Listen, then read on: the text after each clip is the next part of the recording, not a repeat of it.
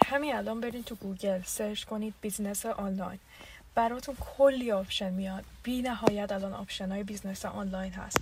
میخوام اینجا توضیح بدم که چرا بیزنس ما رو انتخاب کنید. فرق بیزنس های ما با بیزنس های دیگه اینه که شما دوره آزمایشی دارین، یعنی با $149 آمریکا میتونید وارد دوره آزمایشی بشین که کل در واقع بیزنس و همه دیتیل های ریزش دستتون میاد و خیلی از بیزنس های همچین آپشنی رو ندارن. اومده این آپشن 30 روزه رو خود شرکت گذاشته که شما یه چیز کلی دستتون بیاد و تصمیم بگیرید، بالا پاییناتون رو بکنید و تصمیم بگیرید. اگرم دوست نداشتید این $149 بهتون برمیگرده و کاملا ریفاندبل هست. فرق دیگه هم که به نظر من خیلی مهمه اینه که ما توی آنلاین بیزینس به شما کورس نمیفروشیم. الان خیلی مد شده کورس های آنلاین میفروشن و میگن حالا برید خودتون بیزینس خودتون رو شروع کنید.